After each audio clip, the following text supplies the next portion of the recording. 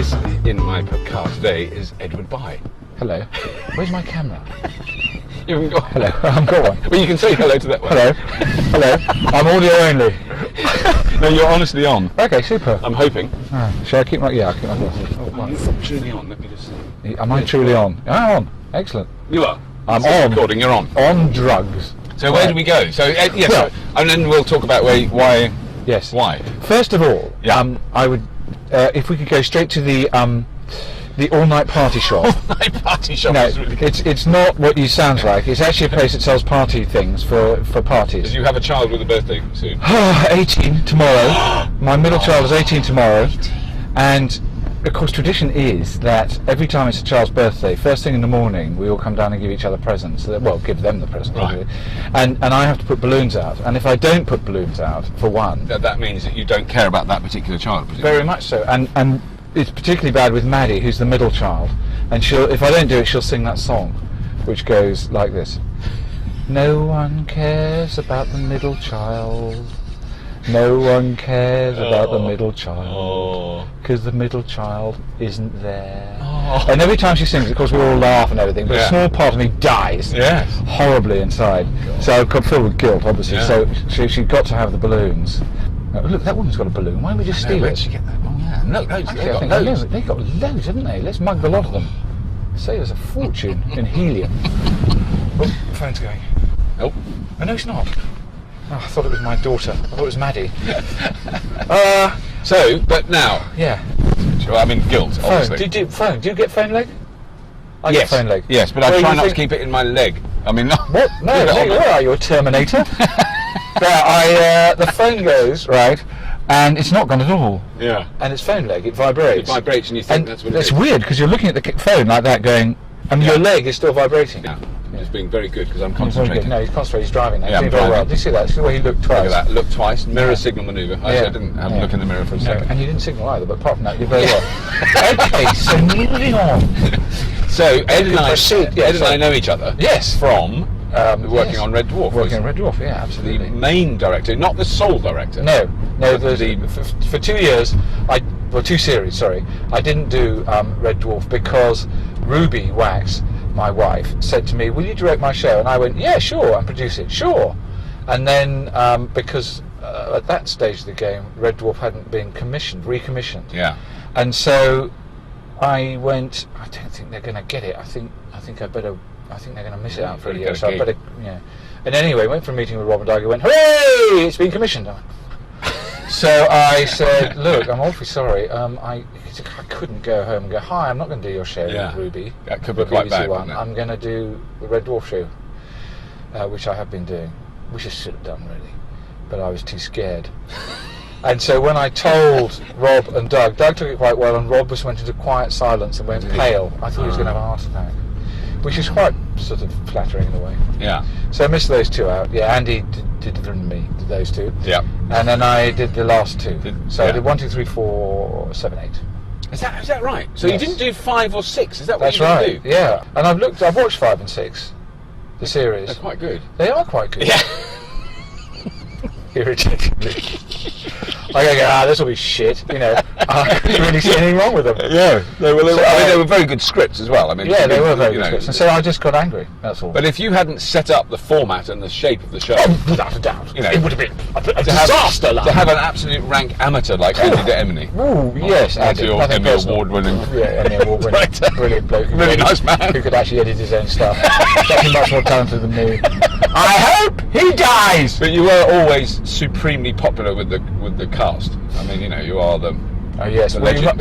you're very nice of you to say so. I'm sure you're looking through rose-tinted glasses. Maybe. Yeah, that's true. Yes, it was a long time Bloody ago. Ed, Yeah. such a bastard. No, I don't ever think. I never thought that, and I don't. No, we all thought you were fantastic. Well, it's very sweet of you to say so. I shall take that view and keep that one. Log that into my memory.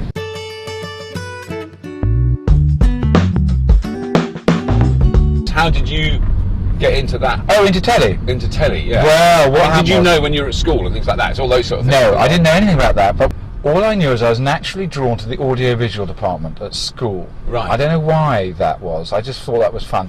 I think the thing is, I was a child of television. I watched everything on Right. telly when I was younger. And I was at sixth form college, And we're kind of just doing our A-levels, and I still don't know what I want to do. And he sat down next to me, and he said, so what are you going to do? What are you going to do? I said, I don't know. And he said something very smart. He said, well, what do you like doing?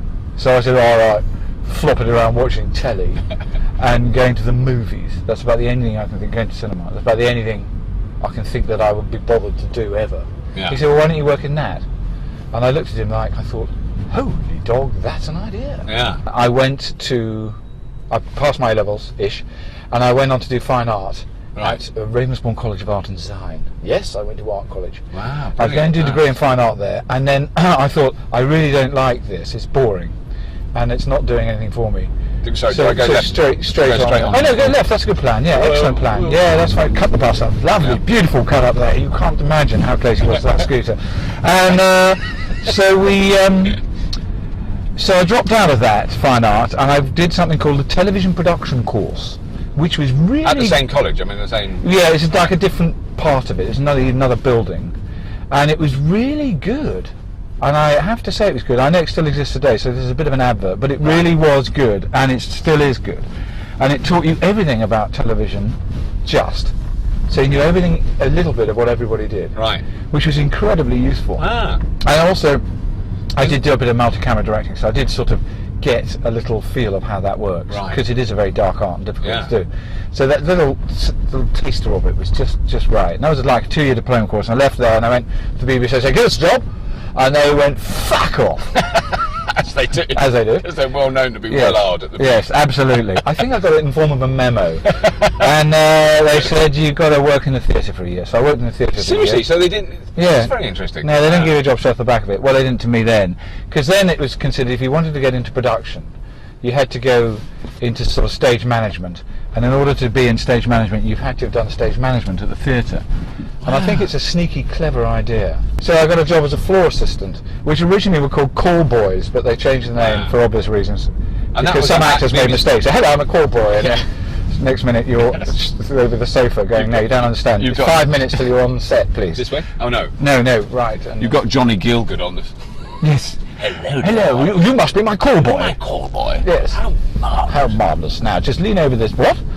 And then left. And then worked my way up through the ranks of the BBC. And that was at like TV Centre? TV Centre, yeah, absolutely. That's where it all happened, yeah. And I was, worked on loads and loads of shows. So you would have done 10 years there before you did Red Dwarf, before you started on Red Dwarf? Yeah, absolutely. Yeah. No, I went freelance and I directed a thing called Girls on Top, which was with Dawn French, Jennifer Saunders, and Ruby Wax, who, that's where I met her, and stuff. And what's her name? And Joan Greenwood.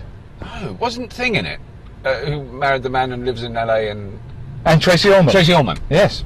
So powerhouse of women, and it was the most intimidating thing probably ever, when you think about it. And that was the first. Yeah. So that was the first thing you directed. When that was multi-camera. Yeah, first thing you directed. Not my first. I did other multi-camera things for bits and pieces at the BBC just before I left, but nothing big. This was about the big first comedy sitcom series. Yeah. Wow. So it's deeply scary. And was it there? Was it like Dawn and Jenny and Ruby's first? No, they'd done other bits and pieces. Ruby done bits and pieces, and I suppose they'd done comic strip before that, hadn't they? And things like that. They were doing comic strip, so they were doing bits of it, So it was pretty intimidatingly weird thing to do. Yeah. And the most difficult person, of course, was Ruby, who tried to get me fired. And Paul Jackson, who is, I have to mention Paul Jackson, who really helped me all the way through this stuff. No, he's brilliant. Yeah. My sort of mentor. I mean, we're both fully paid up members of the Paul Jackson fan club. Absolutely, definitely are. And he persuaded her to hang on, and then she stopped dressing in her dressing gown every day and started coming in. Remarkably, her breasts changed size on a daily basis. And what I didn't realise was she thought her boobs weren't big enough, so she's stuffing falsies down her front to make her boobs look bigger, to somehow lure me in with big boobs. I mean, sometimes it was just ridiculous. Bits of her false boob would come in, and then minutes later she would come in. And then Dawn French got hold of them once and was holding them in front of me like this, going, ee, and Ruby was in front of her going, doing some sort of dance. And because I kind of felt I knew what was going on, but you kind of go into blank. Sure. I don't want to know. Because if you might say the wrong thing, and I don't want to know, kind of thing, in case I made a mistake. In case it was all some elaborate jokes and nothing to do with that, And Ruby then took the falsies and buried them in Warwick Avenue, in a communal garden, which, if we had time, we should go to and see if they're still there and dig them up. They'll probably be there in 100 years' time. Yeah. I mean, we could probably sell them on eBay. And then I met Rob and Doug, and we had lots and lots of meetings in a pub in Camberwell. No, Right. not Camberwell, wherever they lived, at Blingham-by-Sea.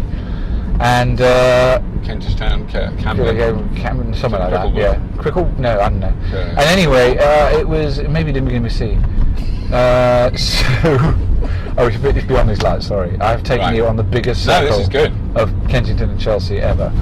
And and then it was, we all kind of we moulded it together from there, and that's how that. So you were involved in Red Dwarf from absolute very beginning. much its inception. Yeah, we had long meetings in the pub, pints and pints of beer. Yes. Really, sometimes just discussing the opening titles.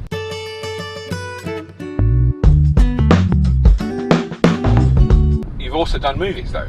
Actual proper big films. I've done 2 films. One was a marvellous, rip-roaring success, and the other one was an unmitigating turkey.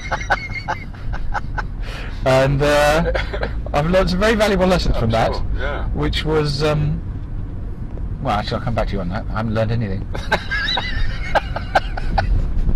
But one of them was Harry Enfield one, with Kathy Burke, who's brilliant. Both of them are brilliant, actually.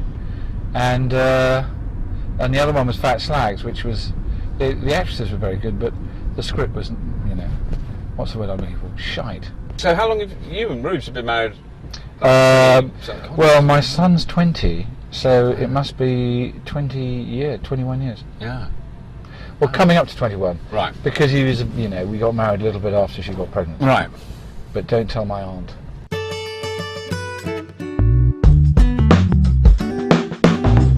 Exclusive back streets of Kensington. Yeah, very exclusive back streets down here. There's a house here for sale for £8 million.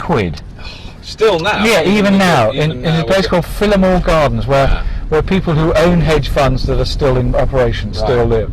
Well, having said that, of course, it's for sale, so there's a pertinent point. And there's a restaurant down here that has been, or was, or is still owned by the Rolling Stones. Yeah, Bill Wyman. It's called Sticky Fingers. That's yeah. right. Yeah, my daughter went for a... Is it still there? I don't no, know. it's the next one up. I went there once. My daughter went there the other day. She said the burgers are very good. Yeah, I had a burger there. It was good. Yeah.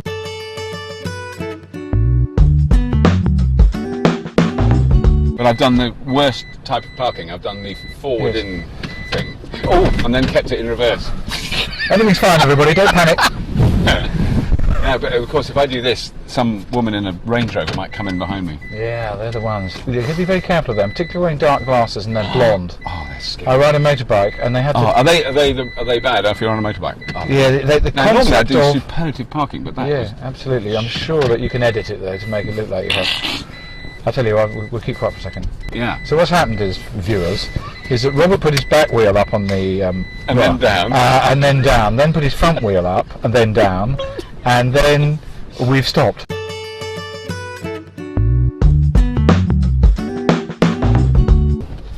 Oh, you've been boxed in. I've been boxed in by a massive transit. Hello, viewers, we're back. As you may remember, when we left you, we were trying to park. Now we're trying to get out.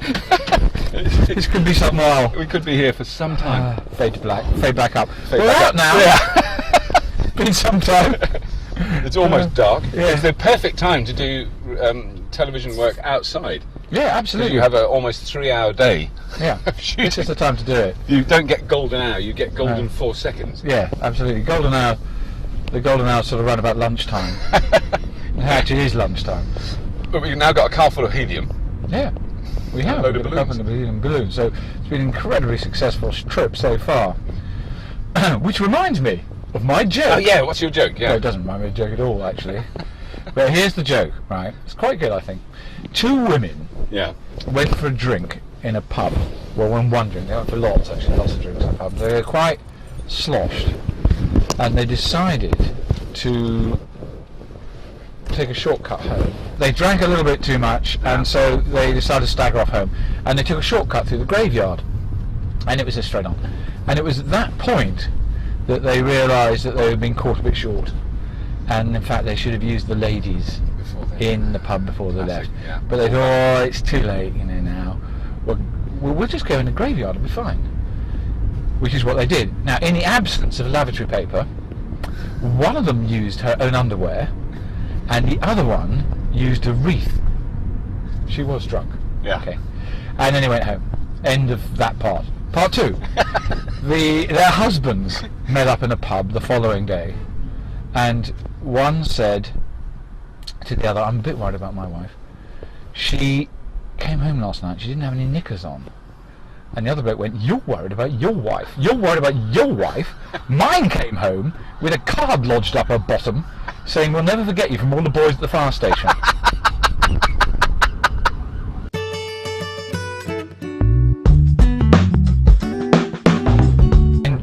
In recording time, it'd be interesting to see that the outgoing journey took 78 minutes and the return journey took 7.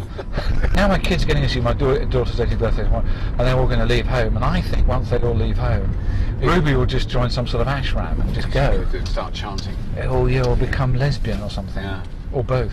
Yeah. Because she's mentioned that. She wants to join a lesbian ashram. Yeah, yeah. I'll ask her. And I think and I'll be sort of like, I'll probably be employed as the bloke, who does the plumbing and Yeah. stuff. No, you'll get a job, yes, a lowly job like that, and then she'll try and get you fired. Yeah. Yes. Everything comes full circle. Yes, this time she'll succeed. Yes. You're fired, you're a crap plumber, which is of course true.